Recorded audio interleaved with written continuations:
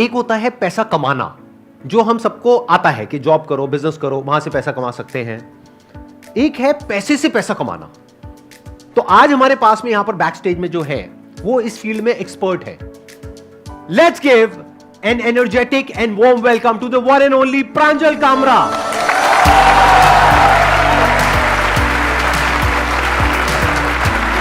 अरे अरे ये सब मत करो यार, ये सब मत करो, गले मिलो आप।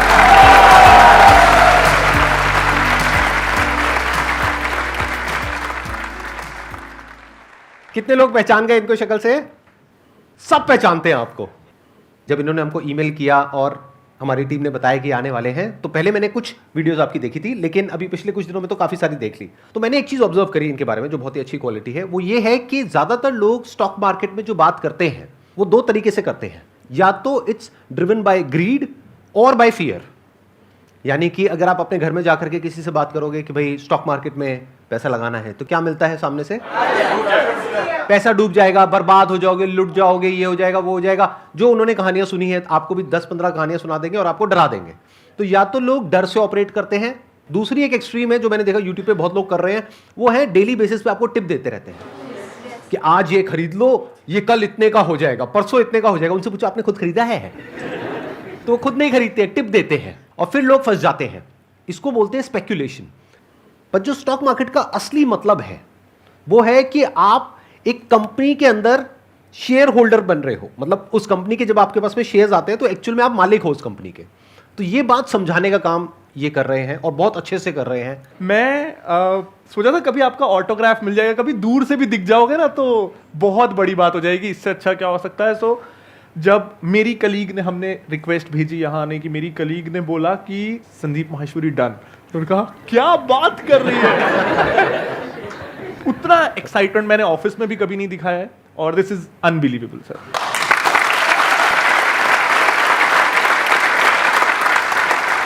आपने और जो वीडियोस आई है इस सीरीज की वो भी देखी होंगी आपने? जी सर। अभी लेटेस्ट जी, जैसे जी, MBA चाय वाला हाँ की जी। आई और अमन धतरवाल और हिमांशी देखी थी सर, लेकिन उसमें ये नहीं पता चलता है सर कि एकदम स्टेज पे ले आते हैं। राइट। आपको एक मजे की बात बताता हूँ, ये सीधा अभी मेरे को डायरेक्टली यहाँ पर स्टेज पे मिल रहे हैं। हम पहले से इसलिए नहीं मिले ताकि स्पॉन्टेनिटी बनी रहे, क्योंकि अगर हम पहले से मिल लेते, आधी से ज्यादा बातें कर लेते, फिर यहाँ पे आकर के एक्टिंग करनी पड़ती। अच्छा, आपका इसके बारे में क्या ख्याल है? तो वो नकली हो जाता है। अभी जो कुछ होगा असली होगा।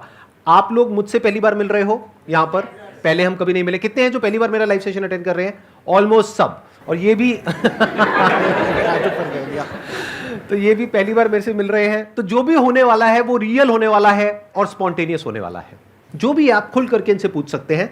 बीच बीच में मैं अपने भी जो थोड़े से थॉट्स हैं, ओपिनियंस हैं, वो आप लोगों के साथ में शेयर करूंगा। मेरे को आप कह सकते हैं कि मैं एक्सपर्ट तो नहीं हूं इस फील्ड में, लेकिन मैं एक इन्वेस्टर हूं।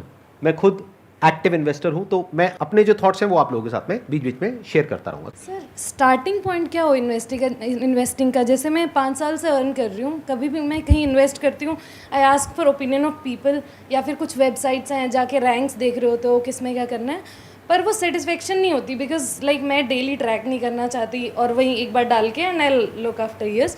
सो स्टार्टिंग पॉइंट क्या हो मेरे जैसे इंसान के लिए, मतलब इन्वेस्टिंग का? सो मैम, स्टार्ट जब करते हैं तो मैंने जो देखा है लोगों में कि अगर कोई डॉक्टर है बाय प्रोफेशन तो वो ना फार्मा छोड़ के सब में इन्वेस्ट करेगा।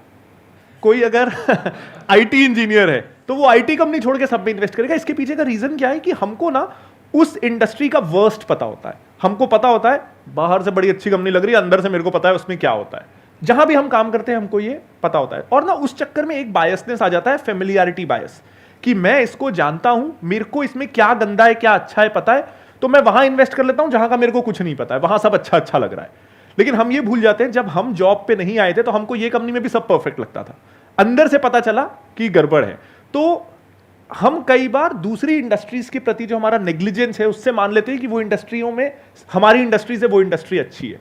तो whenever you are starting, anyone who's starting, stick to 2 industries. एक जो आपका प्रोफेशन है, दूसरा जो आप एज अ कंज्यूमर यूज करते हो। इन्वेस्टिंग को कई बार बहुत कॉम्प्लेक्स किया जाता है because that's how intermediaries earn, that's how everyone around you will earn. कि it's complex, so you need software, you need guides, you need courses, you need advisors, and the entire industry runs on it. But ultimately, it's being a partner in what you consume. तो if your M is कि मेरे को मेरी savings को FD से ज्यादा return दिलाना है, देन म्यूचुअल फंड्स बेटर है। एक सेफ सा मल्टी कैप, फ्लेक्सी कैप, या अगर बहुत सेफ जाना है तो एक इंडेक्स फंड ले सकते हैं। तो फ्लेक्सी कैप या इंडेक्स फंड मैं आपकी जगह होता, और अगर मेरे को सीखने में इंटरेस्ट नहीं है, क्योंकि ये है ना, वो जो घंटे आपने स्टॉक्स पिक करने में लगाए, उससे आप अपनी फील्ड में कोई अगर स्किल एनहांसमेंट कोर्स कर लेते तो शायद आपका रिटर्न और ज्यादा हो जाता। बिल्कुल सही एडवाइस दी है, जबकि इस एडवाइस में इनका बेनिफिट नहीं है, शायद इनका नुकसान ही है, क्योंकि अगर आप स्टॉक मार्केट में एंटर करेंगे तो सीखने के लिए इनकी वीडियोस देखेंगे, इनसे समझेंगे, करेंगे, तो उसमें इनका बेनिफिट है। लेकिन फिर भी इन्होंने आपको बिल्कुल जेन्युइन सलाह दी है। अगर मैं आपकी जगह होऊंगा तो मैं क्या करूंगा, अगर आप 10,000 रुपये महीने का सेव कर रहे हैं तो मैं इंडेक्स फंड में इन्वेस्ट करूंगा। अब ये इंडेक्स फंड में क्या बेनिफिट होता है कि अगर नॉर्मल म्यूचुअल फंड में 2-3% कटता है तो इसमें ऑलमोस्ट 0% कटता है, और ये ऑटोमेटिक है, इसमें कोई अपना दिमाग नहीं लगा रहा है, कोई कुछ कर नहीं रहा है, सब कुछ अपने आप हो रहा है, प्लस आप करके भूल सकते हैं। एक ना सर जनरल प्रिंसिपल मैं फॉलो करता हूं कि स्टॉक्स में भी जो सबसे बोरिंग लग रहा है वो बेस्ट है, इन्वेस्टमेंट इंस्ट्रूमेंट्स में भी जो सबसे बोरिंग लग रहा है, इंडेक्स फंड से बोरिंग कुछ भी नहीं है। आपको जीरो थ्रिल मिलने वाला है, वो एफडी जैसा है, रोज देखा सेंसेक्स इतना है उतना आपका इंडेक्स होगा, और 100% आपने अपनी गारंटी ले ली कि आप मार्केट को आउट परफॉर्म नहीं करोगे। ये इतना बोरिंग है। हम स्टॉक मार्केट में आते ही मार्केट को लोगों को आउट परफॉर्म करते हैं।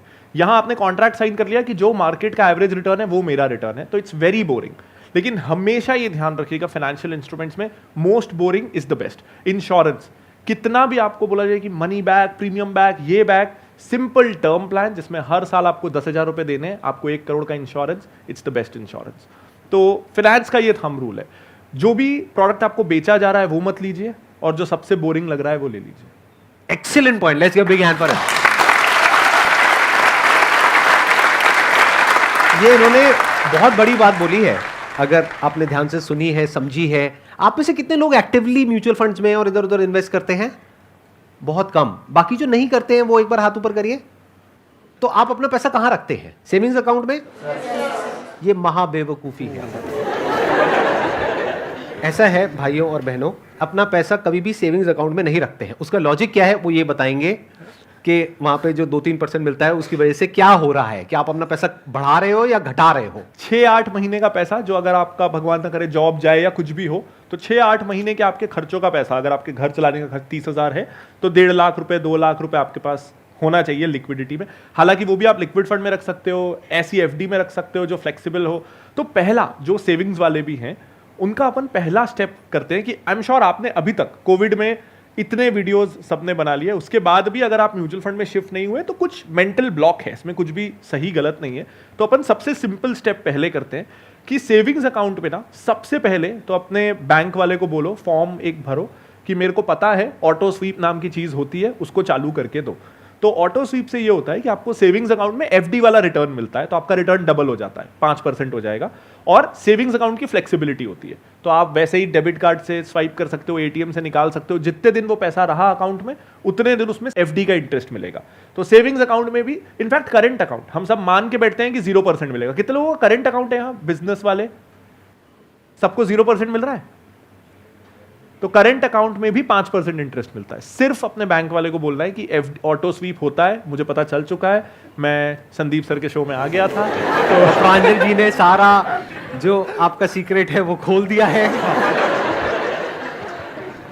इनफैक्ट सर, जब मैं, आपने ये बोला, तो जब मैं बुक के लिए रिसर्च कर रहा था तो मुझे भी ये पता नहीं था, और मुझे पता चला कि हमारी जब रिटायरमेंट के समय जो टोटल नेटवर्थ होती है उसका 40% इस बात पे डिपेंड करता है कि हमने हमारे बचाए हुए पैसे का क्या किया। तो इमेजिन करिए 60%, अगर मेरी रिटायरमेंट में मेरे पास 1 करोड़ रुपए हैं, उसमें से 60 लाख के लिए मैंने 35 साल दिन में 10 घंटे नौकरी की और वो 60 लाख रुपीज हुए। उसको मैं 40 लाख रुपए और बढ़ा सकता था महीने में 1 घंटा, आधा घंटा देके कि मैं इन्वेस्ट कहां कर रहा हूं। तो 60 लाख के लिए जिंदगी भर खून पसीना, और अगले 40 लाख के लिए वर्चुअली नथिंग। तो इन्वेस्टिंग इसलिए जरूरी है, पैसा सेविंग्स अकाउंट से बाहर निकालना इसलिए जरूरी है। सेविंग्स अकाउंट में रफली आपका पैसा 3% से हर साल कम हो रहा है, क्योंकि इन्फ्लेशन 5-6% के आसपास होती है। महंगाई बढ़ रही है, ये हम सबको पता है, सब्जियों के, पेट्रोल के, हर चीज का भाव बढ़ रहा है। तो अगर आपका पैसा उसके साथ ग्रो नहीं करेगा तो मतलब आप पहले से गरीब हो रहे हो। आज जो चीज 100 में मिल रही है, आप चाहो ना चाहो अगले साल वो 105 में मिलेगी, और वो तो मिलेगी ही। महंगाई ने अपनी एफडी करा रखी है, आप अपनी एफडी करा के 100 को 105 करोगे कि नहीं, ये आपकी चॉइस है। तो महंगाई की एफडी से मुकाबला करने के लिए हमको कम से कम वर्स्ट केस एफडी तो करनी है, तब हम बराबर है, तब हम हर साल महंगाई के बराबर है, तभी भी हम ग्रो तो नहीं कर रहे, हमारा पैसा काम नहीं कर रहा, लेकिन हम कम से कम और गरीब नहीं हो रहे। सो अब क्लियर है कि क्यों सेविंग्स अकाउंट सफिशिएंट नहीं है। सेविंग्स अकाउंट आपको हर साल 2.5-3% पहले से गरीब कर रहा है। मतलब आज जो 10 लाख की वैल्यू है वो 20 साल बाद 30 लाख की वैल्यू होगी, तो आपको दिमाग ये लगाना है कि मैं 1 करोड़ कैसे करूं। सिंपल अगर कैलकुलेशन बोला जाए, अगर आप 10,000 रुपए महीना किसी म्यूचुअल फंड में या किसी इंडेक्स फंड में आंख बंद करके लगाते रहते हो बिना ये दिमाग लगाए कि मार्केट क्या है क्या नहीं है, तो अगले 20 साल में इट्स एज पर कैलकुलेशंस, और ऐसे बहुत सारे कैलकुलेटर्स हैं, आप गूगल में जाकर के सर्च कर सकते हैं। अगर आप 10,000 रुपए महीना लगाते रहेंगे और उस पर 12% भी रिटर्न आती है, तो अगले 20 साल में आपके पास में 1 करोड़ रुपए होगा। अगर मैं आपकी जगह होऊंगा तो मैं क्या करूंगा, ना मैं मार्केट देखूंगा, ना मैं इधर उधर दिमाग लगाऊंगा, मैं सिर्फ ये देखूंगा वॉरेन बफेट ने क्या कहा है। क्योंकि वो इंसान जिसकी खुद की कंपनी है, वो ये नहीं कह रहे कि सारा पैसा हमारी कंपनी में लगाओ, वो ये कह रहे हैं कि आप इंडेक्स फंड में लगाओ। और वो प्रैक्टिकली कई बार प्रूव भी कर चुके हैं इस कॉन्सेप्ट को कि जो एवरेज रिटर्न आती है म्यूचुअल फंड्स के थ्रू, कईयों में ज्यादा आती है, कईयों में कम, but more than 80% of the times index fund उसको बीट कर देता है। And more than 90% of the times कि जो आप इंडिविजुअली इन्वेस्ट कर रहे हो उसको इंडेक्स फंड बीट कर देगा। राइट, बिल्कुल। इसमें आपका नुकसान तो नहीं हुआ ना जो मैंने बोला? बहुत नुकसान हुआ। तो अगले 20 साल बाद आपके अकाउंट में होगा 1 करोड़ रुपए, जिस तरह से मैंने बताया है। तो उसमें से मेरा कितना है और इनका कितना है? सर 1% तो बनता है। आफ्टर दिस सेशन डील करते हैं। आफ्टर दिस सेशन डील करते हैं, मतलब नेगोशिएट करोगे? अरे हम 1% मांग रहे हैं, ज्यादा नहीं मांग रहे। मतलब 20 साल बाद 1 लाख रुपए आप मेरे को दोगे और 1 लाख रुपए इनको दोगे। यहाँ पे अभी बैठे हैं, ये लालची हो रहे हैं, मैंने टोटल 1% बोला। यहाँ पर इतने सारे लोग बैठे हैं, अगर सब ऐसा कुछ करने वाले हैं तो सबसे आधा % भी अगर हमको मिल गया 20 साल बाद, हाँ, तो हमारा तो काम हो गया। मोनिका मैम, किसी को जाने मत दीजिएगा, है ना, हम पहले साइन करवाएंगे सबसे। पहले सबसे साइन करवाएंगे कि एग्रीमेंट करेंगे, उसके बाद आप लोग यहाँ से जाएंगे। एंट्री फ्री थी, एग्जिट नहीं, जस्ट लाइक म्यूचुअल फंड।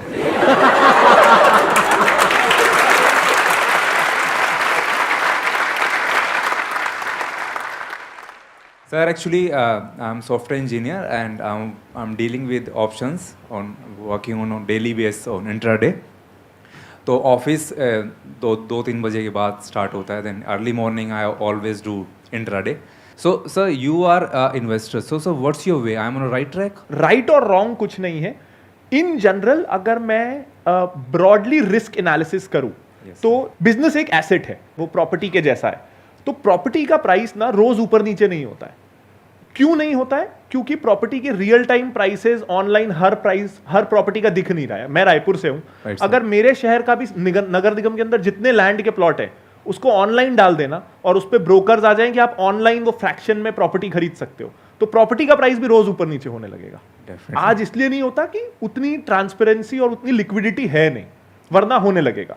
कोई भी एसेट क्लास को अगर हम उसके लाइव प्राइसेस यूट्यूब पे वीडियोस में, न्यूज चैनल्स में दिखाने लगे और उसका ट्रेडिंग इतना आसान बना दे कि अकाउंट ओपनिंग भी फ्री, ब्रोकरेज भी जीरो, तो हर चीज ऊपर नीचे होने लगेगी रोज। इसका मतलब ये नहीं है कि हम भी उसका हिस्सा बन जाए, ये मेरी थिंकिंग है। अगेन इसमें सही गलत कुछ नहीं है। मेरे लिए स्टॉक मार्केट जाने का सिर्फ एक मतलब है कि मैं उन बिजनेसेस में पार्टनर बन रहा हूं जो बिजनेसेस मैं खुद करना चाहता हूं, लेकिन due to lack of capital, lack of team, lack of expertise मैं खुद नहीं कर सकता। So that is investing for me. Sir मैं स्टॉक मार्केट में लास्ट 1.5 साल से काम कर रहा हूँ। सर इंट्राडे भी करता हूँ और अपना पोर्टफोलियो भी कर रहा हूँ। सर एक चीज़ ही, पेनी स्टॉक्स का सिलेक्शन कैसे करते हैं सर आप? जैसे आपने पूछा मैं कैसे पेनी स्टॉक सेलेक्ट करता हूँ, तो मैं नहीं करता हूँ। मेरे को पेनी स्टॉक्स में इंटरेस्ट ही नहीं है। अब पेनी स्टॉक क्या होते हैं पहले मैं बता देता हूँ। वो स्टॉक जो बहुत सस्ते में मिल रहे हैं, मतलब अगर मैं अच्छे शेयर खरीदने जाऊँ ना, तो कई बार एक शेयर 1000 रुपये का होता है। MRF का एक शेयर 75-80 हज़ार का है। अब ये ना एक बहुत बड़ा मेंटल ब्लॉक है कि एक ही शेयर मिला, और 75,000 का तो ये ऑलरेडी है, और कितना बढ़ जाएगा। हमको लगता है कि 75,000 की चीज 5 लाख थोड़ी हो जाएगी। 1 रुपए का शेयर 5 लाख हो सकता है। तो मेरे पास 1 लाख रुपए है ना, तो मैं 1 रुपए वाले 1 लाख शेयर्स ले लेता हूं। मेरे पास 1 लाख यूनिट आ गए, क्वांटिटी, हमको क्वांटिटी अच्छी दिखती है कि 1 लाख, और ये लगता है कि ये बढ़ सकता है। 1 का 2 भी हो गया ना तो पैसा डबल, और ऐसा लगता है कि 1 का 2 आसानी से हो सकता है, 75,000 वाला 1.5 लाख आसानी से नहीं हो सकता। ये एक माइंडसेट रहता है। अब ना यहाँ पे हम रियल वर्ल्ड से इसको कंपेयर करते हैं कि आप सोना खरीदोगे तो 50,000 का जरा सा एक सिक्का मिलेगा, लोहा खरीदोगे तो मतलब उठाने के लिए कुली करना पड़ेगा। तो हम लोहा खरीद के खुश तो नहीं होते, देखो मैं कितना सारा लोहा लाया, और जो सोना, छी इतना सा लाया, ऐसा नहीं करते ना। हमको पता है कि सोने की वैल्यू है और लोहा ही रहेगा, वो सोना नहीं होगा। सबसे पहला सवाल यह है कि कोई चीज अगर 1 रुपए की है तो क्यों है, उसके पीछे बहुत सारे रीजंस होंगे, वरना वो 1 रुपए में क्यों है। अच्छा, मैं थोड़ा सा यहाँ पे ऐड कर हाँ, सकता सर, हूँ हाँ, पेनी सर, स्टॉक से रिलेटेड। हजारों में से कोई एक कंपनी होती है जो 1 रुपए से बढ़ करके 100 रुपए हो गई या 1000 रुपए हो गई, और हमारा दिमाग यही चलता है कि मेरा भी हो सकता है। सेम जैसे लॉटरी के केस में होता है, सेम जैसे गैम्बलिंग में होता है। करेक्ट। कि वो गैम्बलिंग में अमीर हो गया। मेरी एक बात ध्यान से सुनना, और अगर हो सके तो इसको याद रखना, ये थोड़ी सी अलग है उससे जिस तरह से हम लोगों का माइंड ऑपरेट करता है। मेरा गैम्बलिंग का सीधा सा उसूल है, मतलब इसका मतलब ये नहीं कि मैं गैम्बलर हूं, लेकिन अगर मैं कभी खेलता हूं कैसीनो में जा करके, तो मेरा सीधा सा उसूल है कि मैं जीत करके नहीं उठूंगा, क्योंकि गैम्बलिंग में वो हारता है लॉन्ग टर्म में जो शॉर्ट टर्म में जीतता है। गोवा में एक कैसीनो में हम गए और वहां पर 1000-2000 रुपए से शुरू किया, 75,000 रुपए आ गए। उसके बाद मेरे पास में 2 ऑप्शन थे। सारे जो प्रोफेशनल गैम्बलर्स होते हैं ना वहाँ पे, जुआरी, वो आ गए मेरे पास में, यहाँ पे कान के पास, इतना पास आ जाते, गंदा लगता है कई बार पीछे से। आप कभी गए हो कैसीनो में? आपने देखा होगा क्या माहौल होता है, बदबू आ रही है दारू की, इसकी उसकी, और आ करके उठ जाओ निकल जाओ, बहुत है 75,000 रुपये कम नहीं होते हैं, आपका खर्चा निकल जाएगा होटल का, निकल जाओ। उधर से कोई आ रहा है, कोई कुछ राय दे रहा है, कोई कुछ राय दे रहा है। मैंने कहा भाई मेरा उसूल है, मैं गैम्बलिंग का पैसा 1 रुपए भी रख ही नहीं सकता हूं, क्योंकि गैम्बलिंग क्या है, गेम है। जैसे कोई गेम खेलने जाते हो, जैसे किसी अम्यूजमेंट पार्क में गए, तो वहां जाकर के ये पूछते हो कि भैया मेरे को कितने पैसे मिलेंगे, पैसे देते हो ना। तो ऐसे ही गैम्बलिंग को देखो, ये बातें मुश्किल से समझ आएंगी, बट अगर आ गई तो लाइफ में बहुत आगे जाओगे। गैम्बलिंग में वो नहीं हारता है जो हारता है, वो हारता है जो शॉर्ट टर्म में जीतता है, क्योंकि फिर वो कुछ बहुत बड़ा हारता है लॉन्ग टर्म में। ये जो 100 गुना है, 200 गुना है, 500 गुना है, इस सारे फंडों से बाहर आ जाओ। इस चक्कर में जो है वो भी जाएगा हाथ से। रियलिस्टिक हो जाओ। रियलिस्टिक क्या है? वॉरेन बफेट ने 20% की रिटर्न जनरेट करी year on year since last 70 years, And he is the best. He is the best. And he is the best. और 20% बहुत होती है जब वो मल्टीप्लाई होता है ना। तो मेरी जो एक्सपेक्टेशन है वो है कि जो इन्फ्लेशन है उससे मुझे 5% ऊपर चाहिए। तो मानो आज अगर 7% है, 12% की रिटर्न आ जाती है, मैं बहुत खुश हूं। तो दिमाग ये लगाओ कि 12% कैसे आए, 15 कैसे आए। इन चक्करों में मत पड़ो कि मैं इसको इतना मल्टीप्लाई कर दूंगा, उसमें पड़ गए तो फंस जाओगे। हाँ, छोटा मोटा अमाउंट जो है आपकी सेविंग का वो आप लगा रहे हो, उसमें कोई दिक्कत नहीं है। बिल्कुल ऐसा है, आपने लाख रुपए महीने का कमाया, उसमें से 2,000 रुपए की लॉटरी की टिकट खरीद ली, दैट इज ओके। लग गई तो लग गई, नहीं लगी तो नहीं लगी। इस माइंडसेट से कर रहे हो तो ठीक है। बट अगर अपने आप को ये समझ करके कर रहे हो कि किसी और ने नहीं देखा इस स्टॉक को, मैंने डिस्कवर किया है और अब मैंने इस पे पैसा लगाया, अब देखो क्या होगा, आज ये 1 रुपए का है, कल 100 रुपए का होगा। अरे भाई 1 रुपए का 10 पैसे का भी हो सकता है। और स्टॉक मार्केट में सबसे जो मुश्किल काम है ना, बताना मैं ठीक कह रहा हूं या गलत कह रहा हूं, वो ये नहीं है कुछ करना, वो है कुछ ना करना। ये जो खुरक होती है ना हमारे अंदर, खुरक वर्ड पता है, बहुत ही प्यारा वर्ड है। एक तरह की खुजली होती है यहां पर, तो अंदर खुजली होती है, स्टॉक नीचे जा रहा है, ऊपर जा रहा है, ये हो रहा है, वो हो रहा है। तो इसको इग्नोर करके टिके रहना अपनी लॉन्ग टर्म विजन के ऊपर, लॉन्ग टर्म स्ट्रैटेजी के ऊपर, ये सबसे मुश्किल काम है। यानी स्टॉक मार्केट में अगर आप कुछ नहीं करते हो ना, जो मैंने आपको बोला है, बस उतना करते हो, यानी इंडेक्स फंड में हर महीने 10,000 रुपए लगाया और शांति से बैठ गए, 20 साल बाद आपके अकाउंट में 1 करोड़ रुपए होगा। गारंटी नहीं है मेरी, लेकिन पॉसिबिलिटी बहुत ज्यादा है। और ये है अगर 12% की रिटर्न आई, अगर ज्यादा आ गई 15%, 20% एवरेज आउट करने के बाद में, तो उससे ज्यादा भी हो सकता है। 1.5 करोड़ भी हो सकता है, 2 भी हो सकता है, but there is a strong possibility, I think around 99% possibility कि अगर दुनिया ही खत्म ना हो जाए, कोई धूमकेतु आकर के टकरा जाए या कोई बहुत बड़ी वॉर हो जाए, कुछ हो जाए, तो तब पैसा बढ़ा के भी क्या करोगे? तब पैसे का क्या करोगे?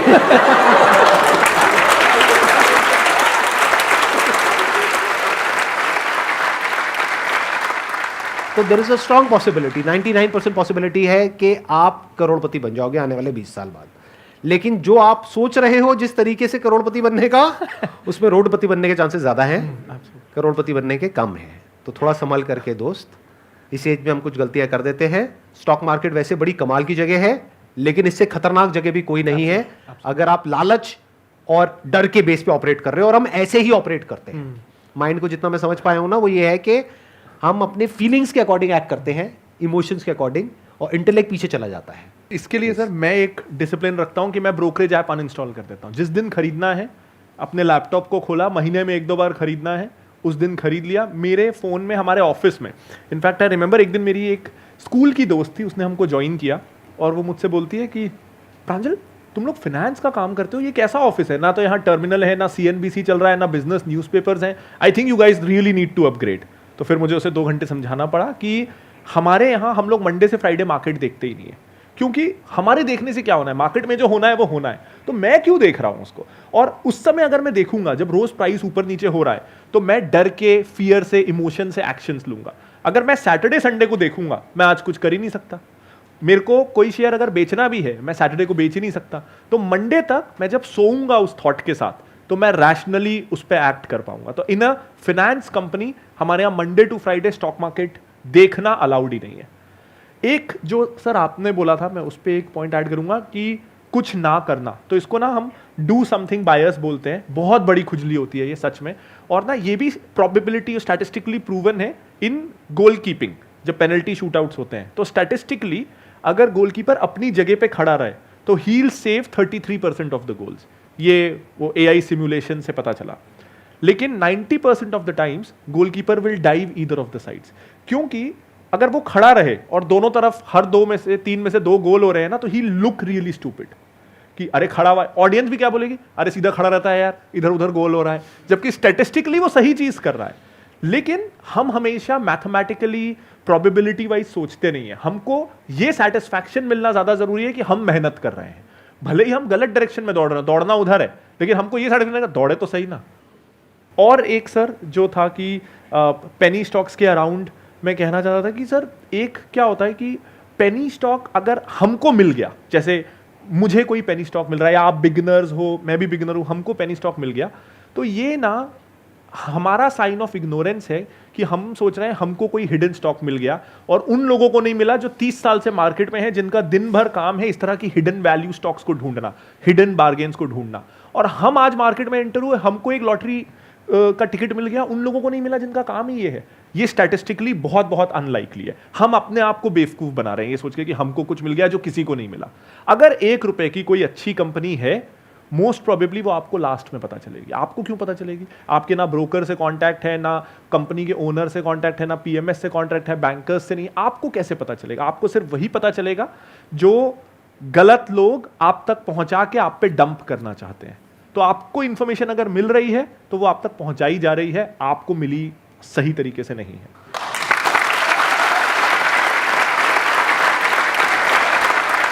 एक और बात यहां पर मैं बोलूंगा, इनसे बात करते करते एकदम एक थॉट आ रहा है कि स्टॉक मार्केट में अगर डरना है ना, तो कम रिटर्न से मत डरो, ज्यादा रिटर्न से डरो। लाइफ में अगर डरना है ना पैसे के मामले में, तो जहां ज्यादा पैसा मिल रहा है ना वहां पे डरो। हम उल्टा चलते हैं। कोई आया आकर के आपको बोला कि भाई मेरे को पैसा दे दे, मैं 1 साल में डबल कर दूंगा, 2 साल में डबल कर दूंगा, या फिर इसमें पैसा लगा दे, ये हो जाएगा, वो हो जाएगा, वहां डरो। अगर इस तरह से आप समझ पाओगे इस साइकी को, तो बच जाओगे स्टॉक मार्केट में। मैं ये देख रहा हूं कि आपकी और मेरी थिंकिंग काफी हद तक अलाइंड है। आपने भी वॉरेन बफेट को पढ़ा होगा, बेंजामिन ग्राम, जो उसकी जो the intelligent investor Benjamin gram. Sir एक अच्छी बात ये, जब मैं शुरू करा था 2012-13 में, तो नॉइज नहीं था। आप पढ़ने जाओगे तो यही मिलेगा, राइट। तो वो बहुत अच्छा था उस समय। उसका चैप्टर 8 है और चैप्टर 20 है, जो मेरे को पर्सनली बहुत पसंद है, और सबसे इंपॉर्टेंट जो खेल है उसी के अंदर है। मार्केट को बोला गया है एक लूनेटिक, उसमें जो उन्होंने वर्ड यूज किया है बेंजामिन ग्राम ने, मतलब कि मार्केट पागल है, मार्केट का कोई भरोसा नहीं है, कभी ऊपर है, कभी नीचे है, कभी ये है, कभी वो है। अगर ये देखने लगे तो आप भी पागल हो जाओगे। तो उसका तरीका क्या है? चुपचाप अपना SIP करते रहो और देखो ही मत कि क्या हो रहा है क्या नहीं हो रहा है। जो अपना काम है उस पर ध्यान दो। आप जॉब कर रहे हो तो अपनी जॉब में दिमाग लगाओ कि अपनी स्किल्स को अपग्रेड कैसे करो। आज अगर जॉब से 1 लाख रुपए कमा रहे हो तो दिमाग ये लगाओ कि 1 लाख को 2 लाख कैसे करो, और उधर जो काम होना है उसको अपने आप होने दो। वो अपने आप ही आपका करोड़ों बनता चला जाएगा, अगर कुछ नहीं करे तो। इनफैक्ट आपको एक मजेदार बात बताता हूं, आप ही आपके सबसे बड़े दुश्मन हो स्टॉक मार्केट में। अगर आप खुद को बीच में से हटा पाओ ना, तो बहुत कमाल पैसा कमाओगे। पैसे को पैसा बनाने दो, मतलब स्टॉक मार्केट को जिस तरह से मैं देखता हूं, आप बताना कि आप भी इसी तरह से देखते हैं या कुछ अलग हमारा थॉट प्रोसेस है। मैं ऐसे देखता हूं कि स्टॉक मार्केट मतलब क्या है, बिजनेस में हम पैसा डाल रहे हैं। Absolutely. मानो मैंने सेंसेक्स का ETF लिया या निफ्टी का ETF लिया, तो मैं ऐसे देखता हूं कि मैं बिजनेस में पैसा डाल रहा हूं और बिजनेस पे ही सब कुछ टिका है। आपकी जॉब बिजनेस पे टिकी है। गवर्नमेंट को जो टैक्सेस मिलते हैं, GST हो गया, इनकम टैक्स हो गया, वो सब कहां से मिल रहा है? जब बिजनेस आगे बढ़ेगा। तो बिजनेस को तो ग्रो करना ही पड़ेगा, मतलब कोई ऑप्शन ही नहीं है। तो गोइंग फॉरवर्ड अगर आप 10, 20 साल, 30 साल की विजन रखते हो तो ये मार्केट आपके लिए बहुत बढ़िया है। एंड दैट वे हम गोल्डन जनरेशन है। मतलब 50s 60s जो यूएस में हुआ, 70s 80s जो जापान में हुआ, India is ready in the cusp of growth. अब इंडिया की फिनोमिनल ग्रोथ के लिए हम रेडी हैं। कोई भी देश ना ग्रो तब करता है जब बेस लेवल इंफ्रा रेडी हो, ताकि सारी दुनिया आके उस पर इन्वेस्ट कर सके। आज जोमैटो हो, ओला हो, उबर हो, वो सिर्फ क्यों इसलिए वर्क कर पा रहे हैं कि हमारे पास इंटरनेट का बेस इंफ्रास्ट्रक्चर रेडी है, हर किसी के हाथ में 4G है। जब तक ये बेस इंफ्रास्ट्रक्चर ना हो, इस साल 100 यूनिकॉर्न नहीं हो पाते, उसमें से 80 I am sure internet companies होंगी। तो अब इस देश में बेस इंफ्रास्ट्रक्चर रेडी है कि आपके पास अब सड़कें हैं, हाईवे हैं, अब एयरपोर्ट्स हर जगह हैं, अच्छा इंफ्रास्ट्रक्चर है, फास्ट ट्रेन्स आ रही हैं। तो यहां से ग्रोथ आनी ही है। हमारी population now it's an advantage for us, young population है। सो अब क्यों कोई बाहर का जो डेवलप्ड देश है वहां की कंपनियां क्यों इंडिया में पैसा नहीं लगाएंगी? देयर इज नो रीजन कि वो पैसा ना लगाएं। Everything that they want, that they needed, that they were waiting for कि इंडिया में ये हो जाए तो हम पैसा लगाएं, अब वो चीजें अवेलेबल हैं। सो दैट वे हमारी जनरेशन बहुत सही है and we shouldn't miss out on ये वाली ग्रोथ, चाहे म्यूचुअल फंड चाहे stocks, but we shouldn't miss out on this growth. और प्लस एक और बात मैं यहाँ पे ऐड करना चाहूँगा कि आज हमारे पास में डेटा भी है। पहले हमारे पास में इतना डेटा नहीं था। 2002 में सेंसेक्स का जो लेवल था दैट वाज अराउंड 3000, अभी गया था 60,000 पे। कितना हो गया? 20 गुना हो गया। कितने साल में? 20 साल में। तो हिस्टोरिकली अगर आप देखोगे तो स्टॉक मार्केट हमेशा आउट परफॉर्म करता है किसी भी एसेट क्लास को बाय अ गुड मार्जिन। तो इट मेक्स कंप्लीट सेंस कि आप इसमें पैसा लगाओ। और वो कैसे लगाना है? म्यूचुअल फंड के थ्रू लगाना है, स्टॉक में डायरेक्टली लगाना है, इंडेक्स फंड के थ्रू लगाना है, कैसे करना है वो आपके ऊपर है। That's your call.